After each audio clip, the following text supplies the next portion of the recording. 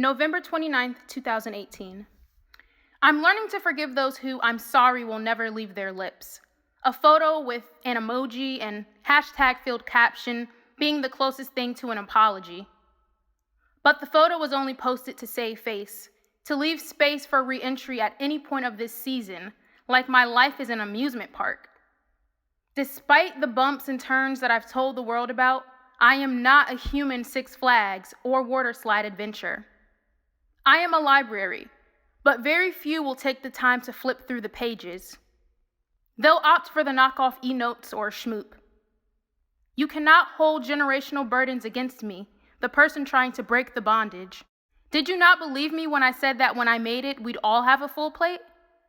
Jealousy swallowed you whole when you saw me serving those close to me a half plate. You didn't stop to think that I didn't share with you because all that was left was silverware. I love you deeply, but I'm trying to decide if that'd be best done from a distance. I'm learning to forgive myself, despite the voices in my head telling me not to. I lost so much time fighting myself when God already granted me forgiveness. There were times when I remained silent when my voice was needed. Others when I spoke and silence would have been golden. I didn't always act as quickly as I should have.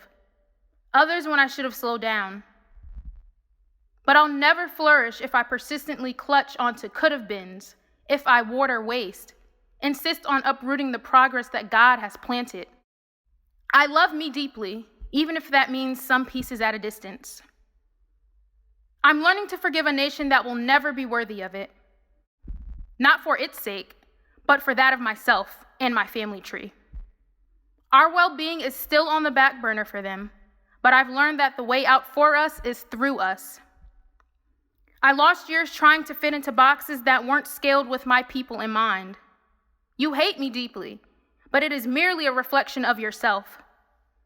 After years of exploitation, manipulation, Frenchification, and degradation, I still managed to see the sun peeking behind the clouds. And despite all that you've taken, you still hate yourself, because what you want can never be acquired, no matter how many guns you bring or religions you invent. It runs in the bloodstream of the ebony-colored men in crisp suits, others showing their daughter how to ride her bike. It's in the brain of the box braider by day and college student by night. You can't acquire it because it's practically wrapped up in our DNA. Our resiliency, yet strength in our weakness, our creativity, our adaptability, intellect, the list goes on. At the same time, I am not innocent. I'm sorry to all I hurt while I was healing, those who I overlooked when they were under. The actions weren't intentional, but I know from a personal place that that narrative does nothing to a healing wound. May we all find it in our hearts to forgive those who did us wrong. Not because their actions were excusable, but because it's necessary if we are to ever recover.